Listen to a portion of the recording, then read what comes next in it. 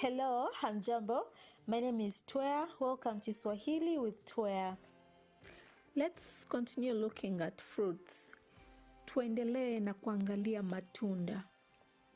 Chungwa. Chungwa. Orange. Shangazi anabeba machungwa. Shangazi anabeba machungwa. Aunt is carrying oranges. Limau.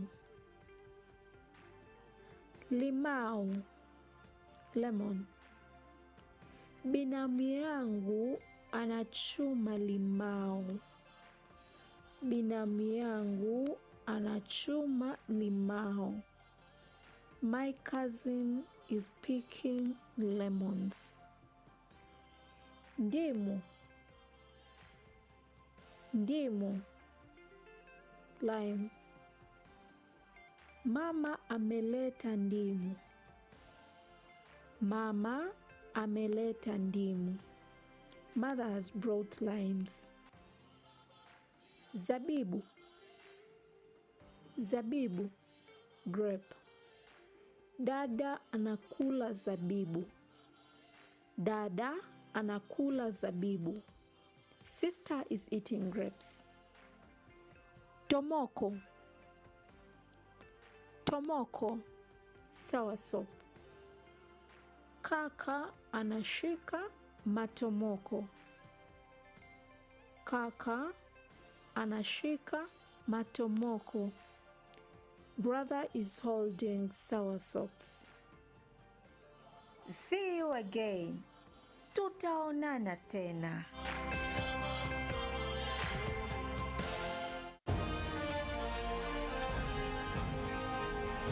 Live from UBC Studios in Kampala. This is Good Morning Uganda Extra.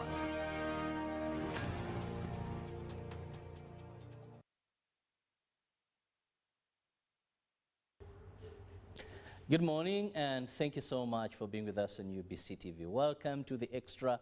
I'm Robert Chirabo Nyonyintono. Now this morning we are going to be discussing something very interesting. We are going to be discussing politics.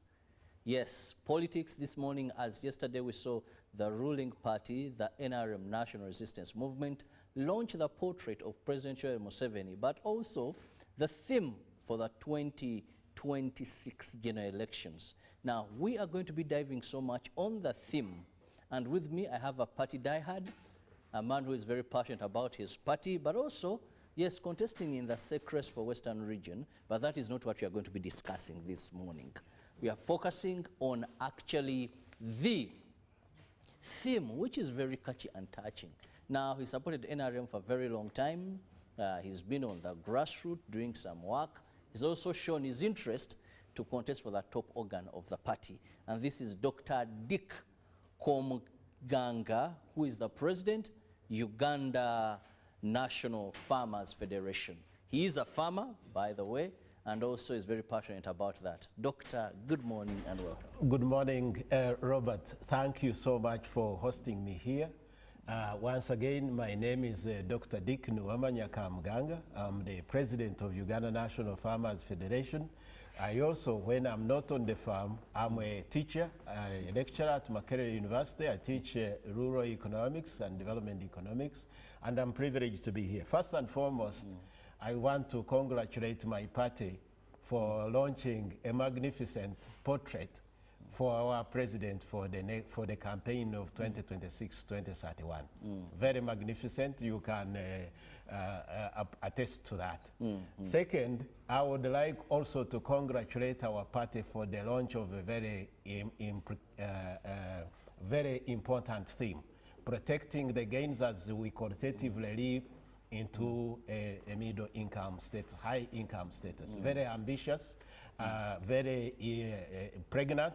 It has a lot of it in it, but it's not surprising, Robert. Our party has been, I will specifically, as you mentioned, I hold a PhD in international economics and international development. So my area of specialization and focus has always been around transformation of society through economic gains.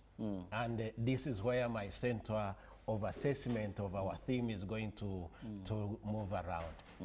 Protecting economic gains. NRM has, in the last almost 4 decades, we have done tremendous stuff in economic transformation of our society. Because when you look at this theme, our viewer, it is very clear that is protecting the gains as we make a quantitative leap into middle income status. That means there are gains to protect. Yeah, absolutely. Because you can't protect what is not there. Absolutely. Now we want to first look at which are the gains. My guest this morning, he's so much on development. Yes. But I also push him into some other areas to see what gains are there that we are going to protect as we limp into a middle income status. So let's look at these gains. Yes. Right. Yeah, outside the economics, NRM has made tremendous efforts on enabling environment. And one of those pieces of enabling environment in that basket of enabling environment, it is peace and security. No doubt about peace and security. That we have to secure and protect. Yes. The peace and security we have enjoyed for the last 4 decades, it's because of national resistance movement. This has also implications, spillovers. Peace and security are precursors for national development. We cannot leap into the middle income status if we haven't been creating wealth. NRM for the last 3 decades and a half has created wealth in this country. The question of the distribution of wealth, I'm not an expert on issues of corruption and the like. I think the security agencies, the Inspector General of Government offices, and the members of parliament and any other individuals will do. My specialization is being able to show you the KPIs on development. And as, for instance, when I'm not at school teaching, I'm at the farm looking after their dairy cows. The president has indicated to you how milk in 1986, the quantities were producing and the quantities we're producing right now. But specifically answering in your question, I told you, peace and security delivered development. And now the development is leaping us to middle income status. Now, most of the times, I know you're also a politician because someone who chooses to represent an aspirant on the top organ of the party, definitely. It shows you have politics, you're a politician as well, I must say. Now, when you talk about peace has promoted development, many people appreciate that we have the peace in this country. No doubt about it. You can move anytime, anywhere to say, and unless they're just thugs, but not government feeding on its own as the previous regimes were. Absolutely. But then we still look at high levels of poverty. High levels of poverty. Where I come from here in the central, I know for you, you may be well versed with the western where you're contesting. But there is a saying, "Tweba koturo," that meaning people sleep. But then some politicize it and say, "As mweba koturo wavune bubaruma." So go simple, go low, as protecting the gain of peace. How has this enabled us, households, to improve on their incomes? Because sometimes GDP may not really mean so much to an ordinary Ugandan to understand, which is one of the skills most people use. You must break it to their faces. Thank you so much. Robert, you have to witness the transformation. Transformation takes some time, by the way, usually. But you have to witness the innovation of parish development model, where services essentially are being delivered to the individual household directly, activating the economic activity at household level intended to create wealth, engaging in production on the 7 pillars of parish development model, which was launched in February in 2022. This model, that decentralized development interventions, is nowhere on the surface of the planet. Now, I know that people, especially in the opposition or other, even within our own party, are going to attack me from here. But there is always a beginning. You can't begin perfect. I have an imagination. Some people make jokes and say there are people, why God started with other things and finished with human being. It's just because he was perfecting his own game. So parish development model is the right path at the right time, in the right direction, that is going to deliver the leaping into the middle income status. We already know a number of households in the country, and we should also look at the statistics. Statistics, basically, numbers rarely lie. We can look at, I bet anybody can go through either the report by World Bank or report by Uganda Bureau of Statistics, show the trend of poverty reduction since we entered into the party leadership by NRM. Let's look at the numbers. Now we are in the range of 19 people with absolute poverty, 19%. But by the time the party came into power, where the people above, below the poverty line were around 70 something. So you are looking at a 50% reduction in poverty in percentages. So even people, individuals, by the way, even the issue of communication is very important and awareness. You have seen the head of state going village to village. When you are going village to village as a head of state under a poverty reduction crusade, what you are telling the world is that be aware who is poor, who is, because the attention is on you. And the attention is on those households you are visiting. But why was he in the villages? He is telling people, educating people, how to create wealth at household level. We are no longer talking about poverty. We talk about wealth creation in NRM. NRM is going to be a party for job creation, a party for agro-industrialization, a party for movement towards the middle income status. And one of the gains and the ambitions that I'm looking forward in this agenda is the innovation part of it, a part of technology, because we have, everybody talks about the 70% of young people who, the youngest population in the country, who need jobs, and you have seen the skilling, especially one of the reasons why I'm in the race to the highest party organ. The president has taught us, the party chairman has taught us how to think. I consider myself a thinking machine, and a doer, he is also a doer. I consider myself, so if I win this race, my duty will be to complement the president's efforts on innovation for creation of youth employment. The youth of the future are going to be in innovative youth. And the most innovative youth, innovative member of society actually is a youth. Most of the people who get Nobel Prizes, these are the people who begin their work in their 20s, in their teens, in their 30s. Now, and Doctor, that's where should be our we are looking at the theme for the NRM, that is for 2026, which is protecting the gains as we make quantitative leap into middle income status. Now, we have gains that nobody can doubt. Since 1986, Yes. we've seen this country transform in terms of infrastructure, peace and security, in all aspects. But now the biggest challenge of NRM, which I want you to handle, us to discuss, as you people who are looking for leadership positions, now is managing success. Gains, no doubt. Even a blind person can see, if I'm to use that just as an example. Where I grew up, at one time there were grass-thatched houses.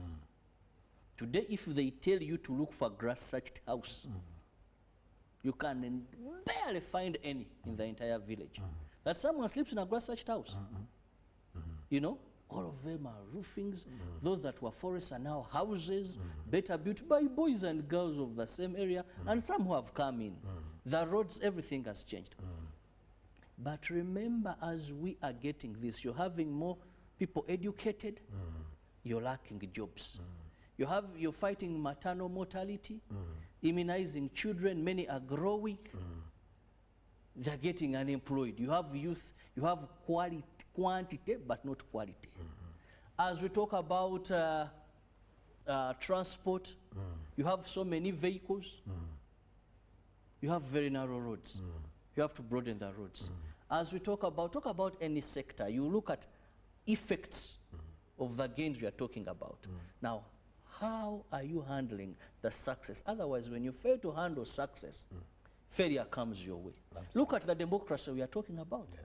There was a time in this country we are told that you couldn't go on TV, on radio, and speak the things we see being spoken today, which is an achievement of NRM. Absolutely. But then, we see the outcomes that someone can use the media, which distracted Rwanda in one way, and use it. Someone just has the right to say, tomorrow, hold, get whatever you have. They'll go home and sleep. But then police to query this riot demonstration, we are losing a lot of money. Stray bullets kill people. So let's look at these things. Thank you, Robert. You look at the theme. There is a key word, qualitative. Qualitative is very important. We are shifting from quantity, as you have indicated, to quality. And part of the indicator as a development economist, inclusive quality is very important. If I pick some themes within your question, the number one is the quality, the jobless growth that some people speak about. Now, the party chairman, you've listened to him. Number one pillar of this leap is in the 4 ATMs. That is agriculture, tourism, services, and industrialization.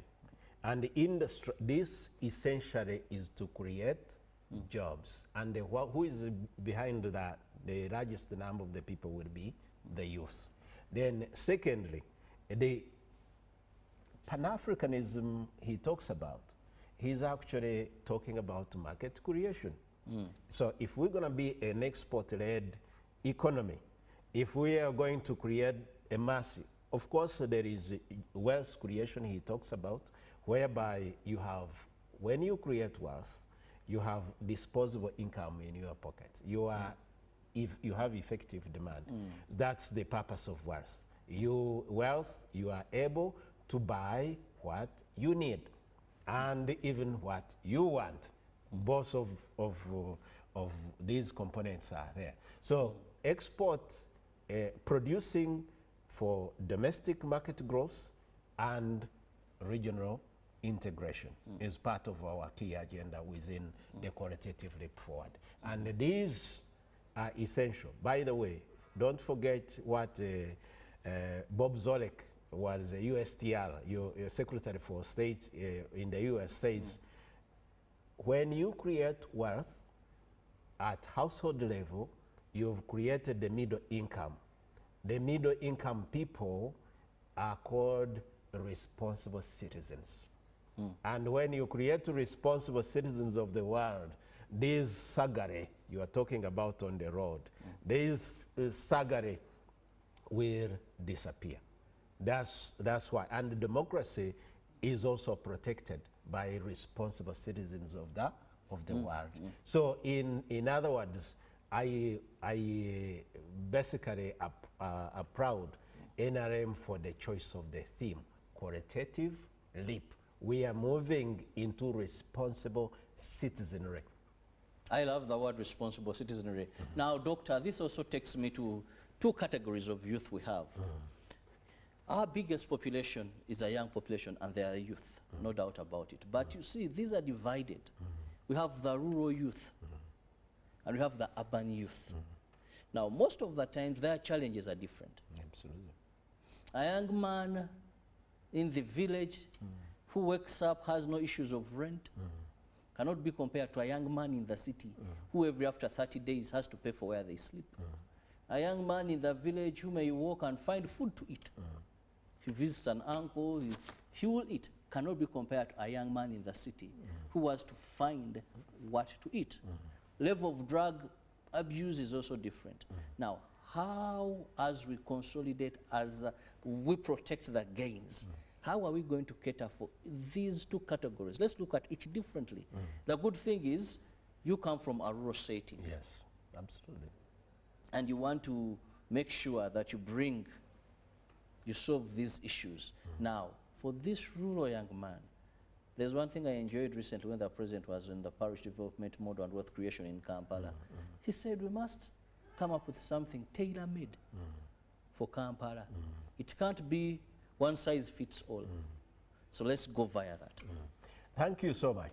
You see, I want to appeal first and foremost, Robert, any youth who is viewing and is an NRM delegate who is coming to Kororo on 27th and 28th, vote for Dr. Dick Nwamanyakamganga, because I have a set of proposals that I will put before our party chairman that are also integratable within the NRM manifesto. And it's unfortunate that I have not had an opportunity and privilege to interface with the manifesto writers, but I have proposals that are tailored to both the rural youth and the urban youth.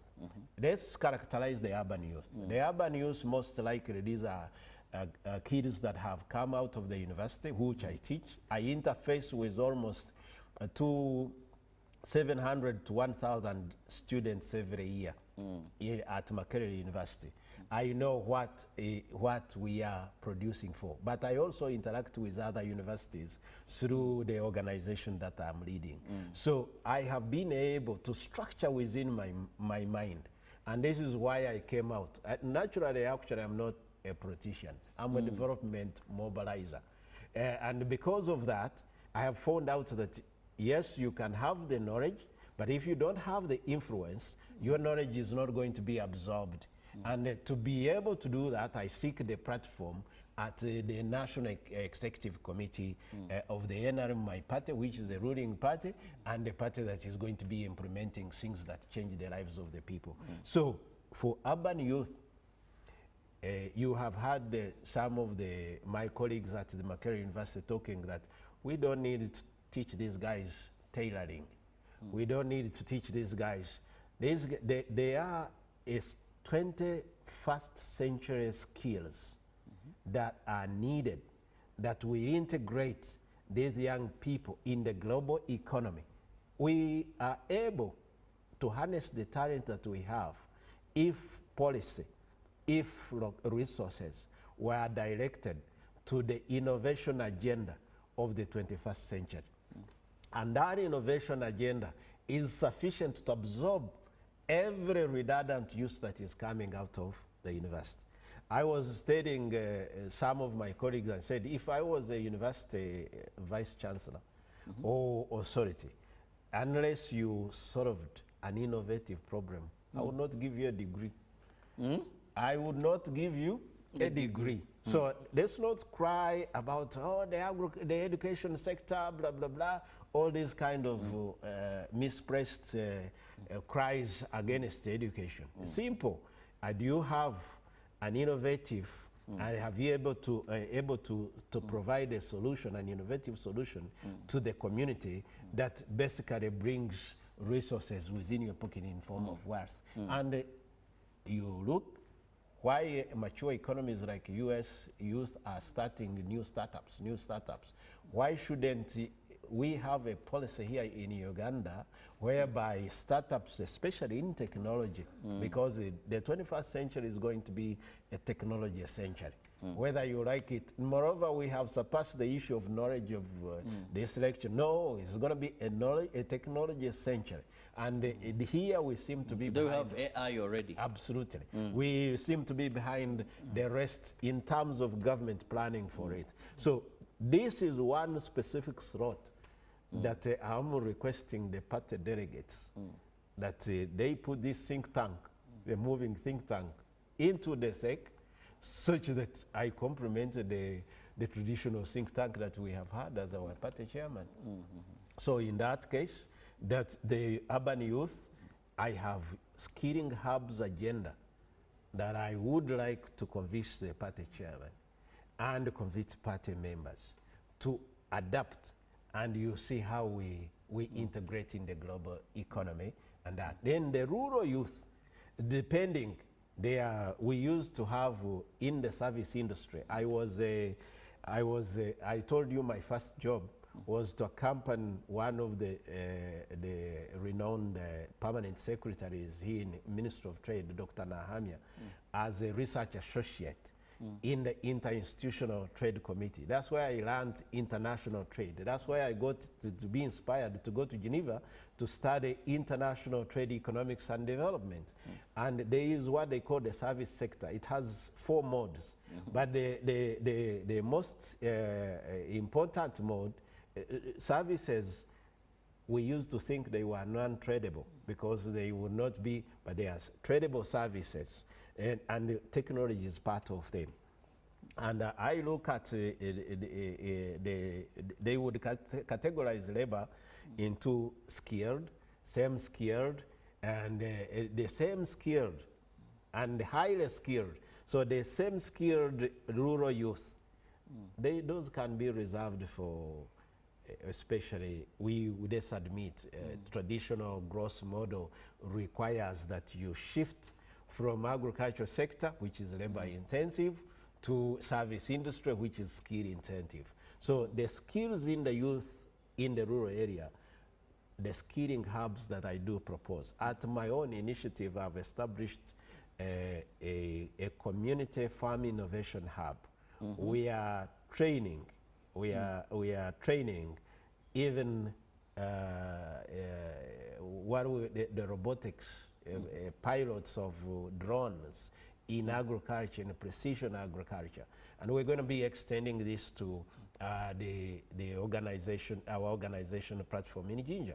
So some of these are the skills. Our president and party chairman, the portfolio of things he directs us. He needs also cadres like me to be able to focus on very specifics like precision agriculture and its transformation in the youth sector. And this is why I seek for the leadership at the SEC. Very interesting information there. We are looking at the NRM theme come 2026, and we are really trying to dissect it when they talk about protecting the gains as we make a qualitative that is linked into the middle income status. Now, what are the gains? How are we going to protect these gains so that we do not lose what we have achieved, but we are able to get there in middle income status? Let me just go for a very short break. We'll return shortly. Keep with us. Live from UBC Studios in Kampala, this is Good Morning Uganda Extra.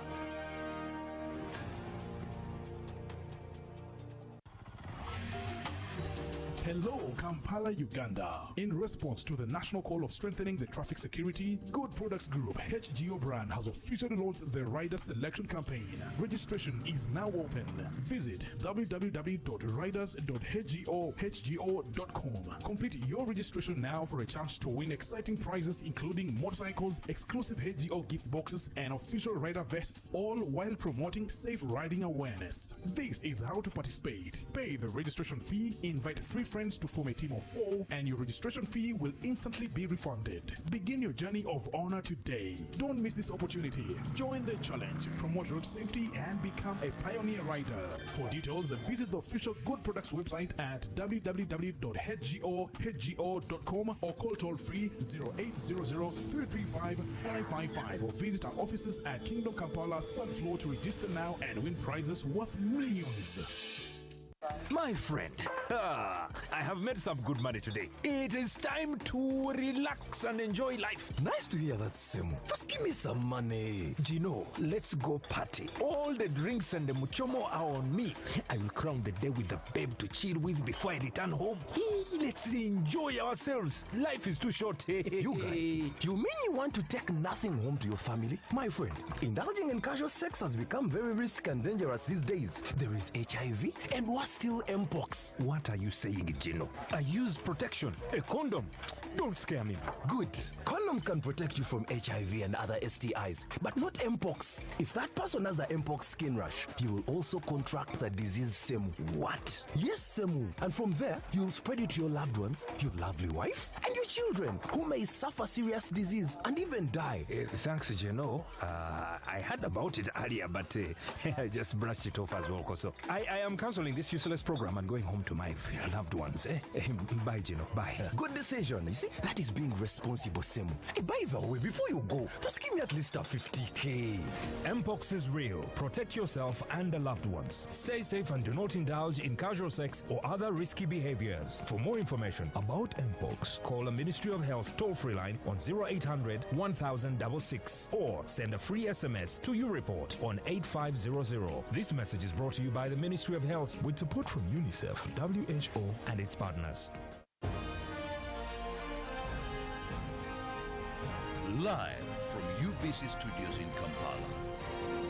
This is Good Morning Uganda Extra.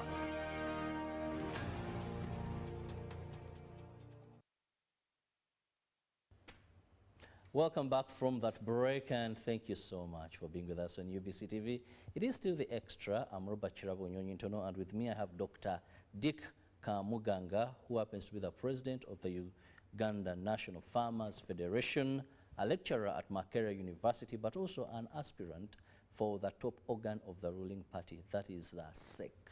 Now, we are looking at NRM having launched yesterday their portrait of their party chairperson for 2026, but also the theme for 2026. Now, we've been having a number of themes, but this time around they are looking at protecting the gains as we limp into middle income status. So the gains are there. We've talked about them earlier.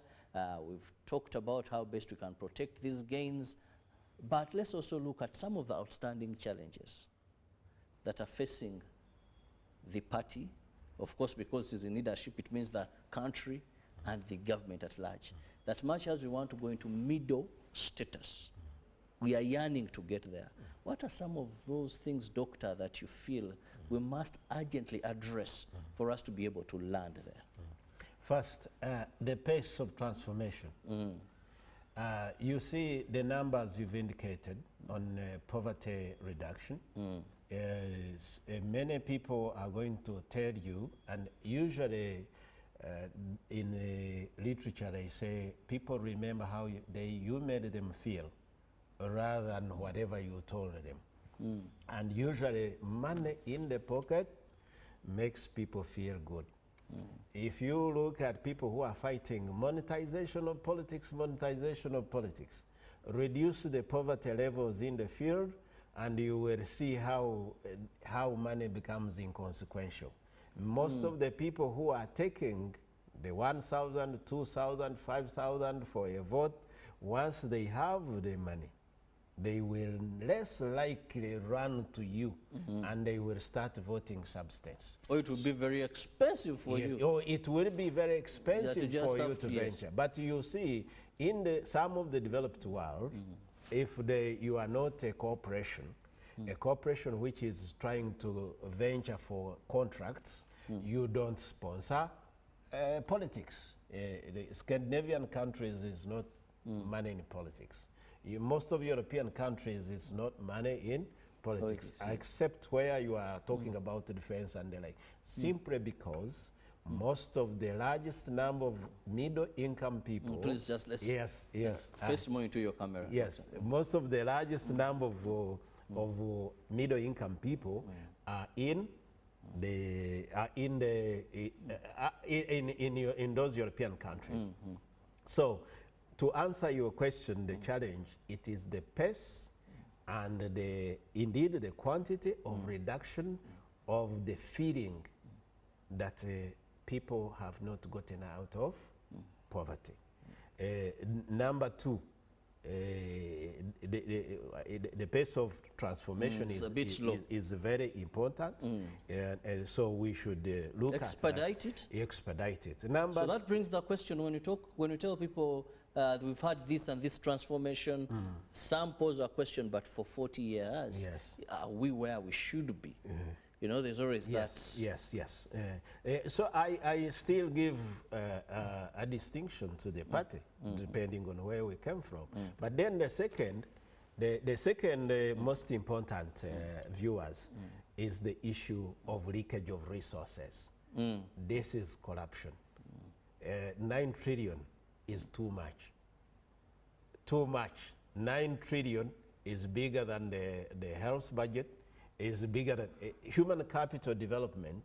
This, if we stopped the leakage of resources through corruption, we would rapidly accelerate our transformation and qualitative leap. And I urge our party chairman that in the next 5 years, let the leakage of resources be eliminated. And if we eliminated the leakage of resources, our GDP per capita in US dollars will most likely double, because there are spillovers from the leakage. There is a misallocation of resources. In economics, leakages are misallocation of resources. So the resources should be optimally be allocated where they produce the highest return on investment. I don't know what to call corruption. It is not an investment. There is a scholar here who was arguing that as long as Ugandans invest in Uganda, the corrupt invest in Uganda, it's okay. I don't believe that is okay. Even if you invest here, but you are misallocated, and the moment you misallocate resources in economics, you have created an inefficiency. Then the third challenge is now to get on the frontiers of progress. And these frontiers of progress, let's learn. Our head of state likes reference benchmarking, like with countries like China. He talks about how China is going into space, how Russia is going to, but benchmarking on progress in the 21st century is asking us to be more innovative and enter into high value sectors of the 21st century. And I already indicated that is technology. And some of the missions that we are pursuing here in 20, by 2040, when we are supposed to achieve Vision 2040, some of our methods will be obsolete. And there is need for deliberate effort to put ourselves on the frontiers of technological progress.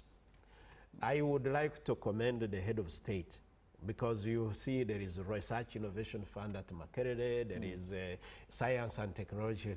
The Ministry of Science and Technology needs to get more serious. The jobs that we need to create, even in manufacturing, most likely it's going to be manufacturing by robots and drones. To be effective, it is not going to be labor intensive. So research and development, it should not surprise you that countries like China is the second spender right now on research and development, GDP per capita. Actually, it is most likely the first one. So, and still, it is extending the frontiers of research and development. There was a joke when I was in Europe that the Chinese have, the Europeans have copyrights, but the Chinese have the right to copy. A copying economy, when you are taking off, when you are learning, this is a time where we should be concentrating on deprecating and mastering scientific progress. And this is where I am calling our party. There was a talk about teachers in science and teachers in arts. I think parallel we can proportionally promote each of the, because science is not necessarily exclusive science. There is other aspects of the socio-economic environment.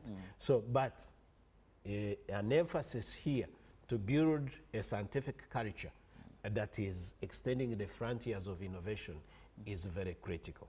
Now, number 4, the infrastructure. Of course, there is a geopolitical politics around. As a milk producer, when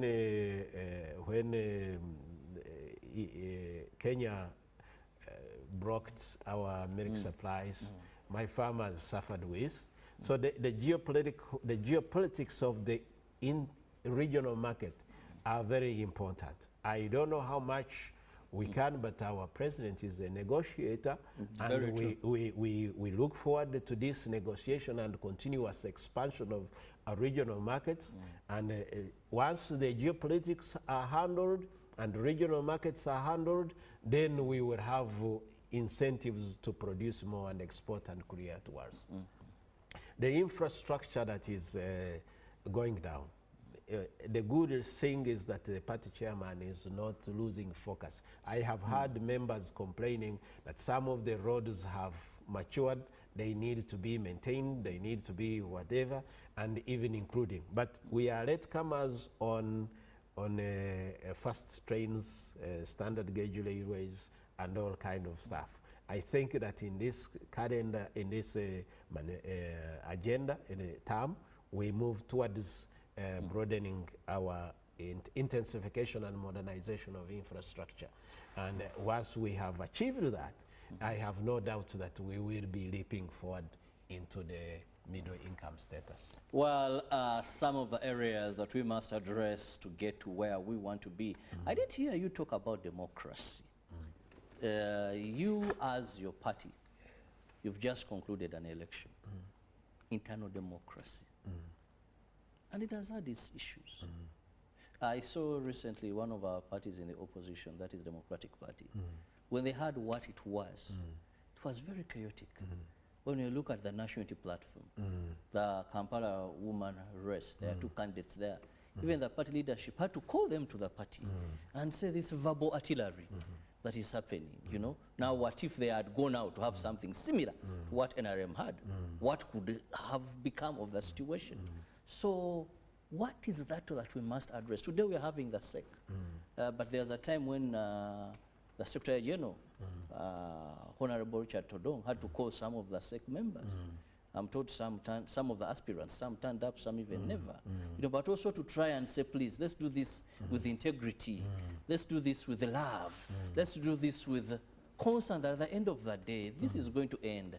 We are still together. So what are those things we must address politically? Because we can't leave that out as we are talking about the road to 2026. On the issue of democracy, I am going to benchmark around mature democracies, the so-called mature democracies. I think I cannot exactly quote Sir Winston Churchill, who says the democracy is the best of other forms of government. It is not a perfect form of government. They are definitely going to be where human beings are.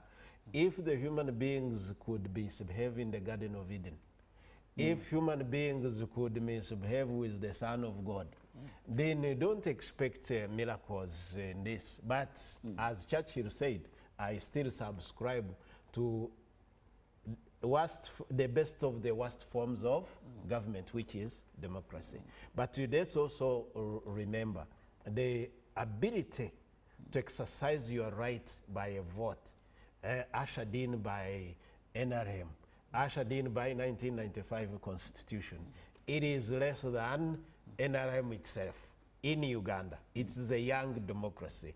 And a young democracy is like a child.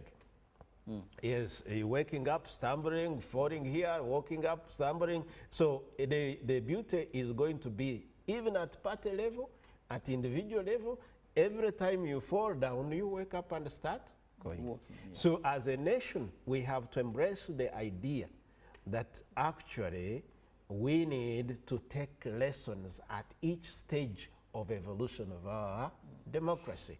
But it is in human nature in general that basically you cannot expect perfection. Otherwise, we would not have had the Son of God betrayed. And even when you go to United States, where the man who defined democracy, Abraham Lincoln, comes from, he said, what is democracy? The government of the people, by the people, for the people. But you hear the Democrats complaining against Trump. They're trying to suffocate some states and the like. You also hear the Republicans trying to complain about. So democracy in human nature in nature, we will always have, but more importantly, there will always be a room for improvement at any one stage. So our democratic journey is still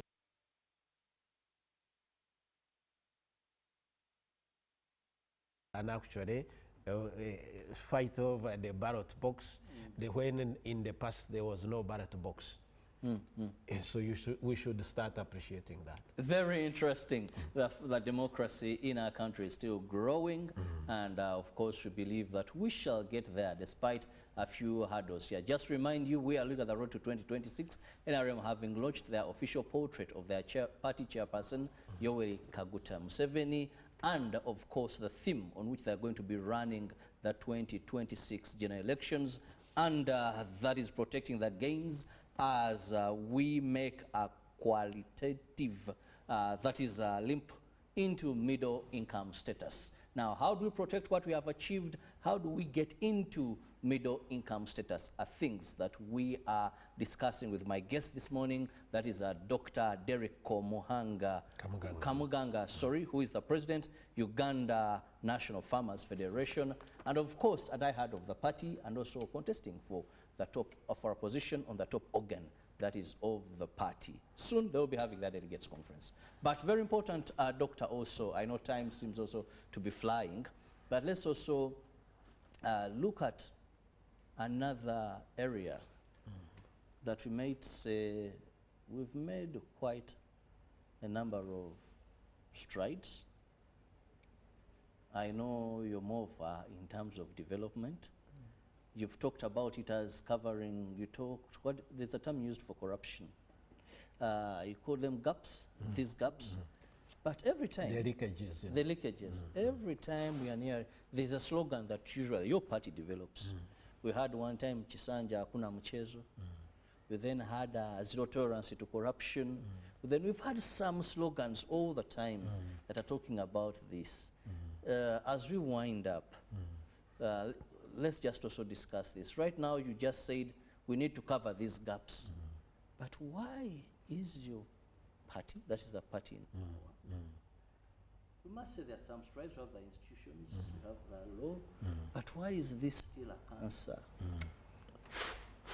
The leakage of resources, somebody is going to think that this is an apologist take. No, it's not an apologist take. First and foremost, my recommendation to my party is now turn to effectiveness of the institutions. The IGG's office, the Inspector General of Government's office, in the upcoming mandate of NRM, we expect teeth that bite. It should, because everyone has indicated that the drudgery of the legacy of NRM is leakage of resources, the corruption. So by now, as we consolidate, as we protect, it should be our #1 priority. My view, our #1 priority is to create the wealth. Then #2 priority is stop it from being leaky, from the leakage. So the #2 priority for the nation, for our party chairman, is to effectively equip. And this is the reason why legitimacy, we should be overwhelming the rest of the parties. But we give room for opposition to point out, you are corrupt party, you are corrupt party.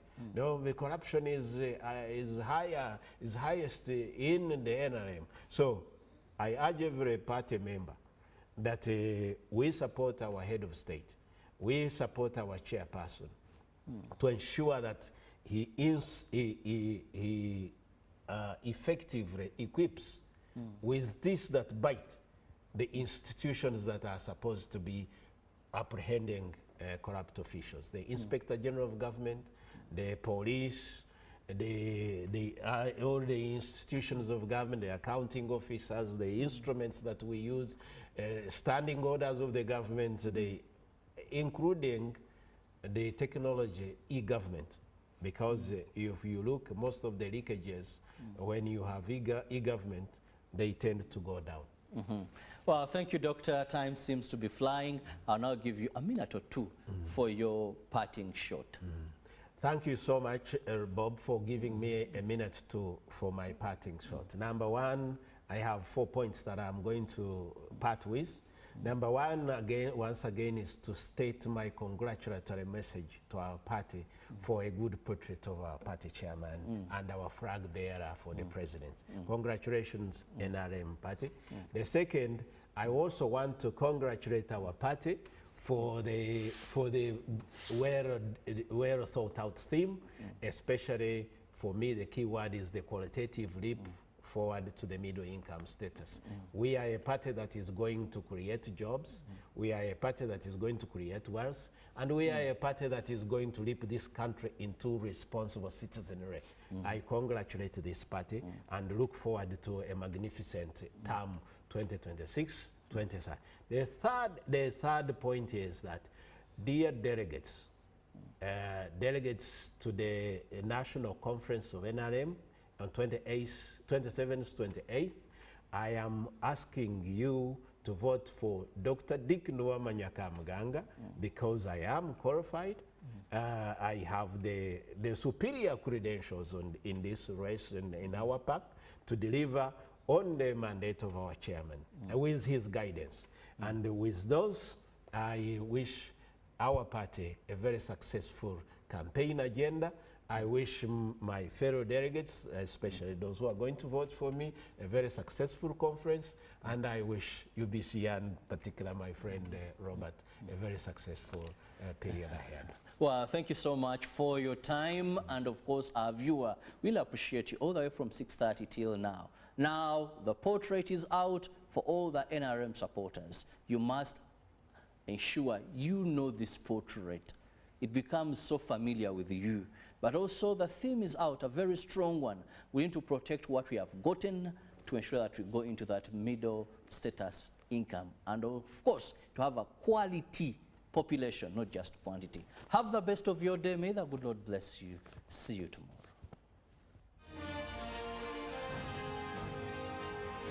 Live from UBC Studios in Kampala, this is Good Morning Uganda Extra.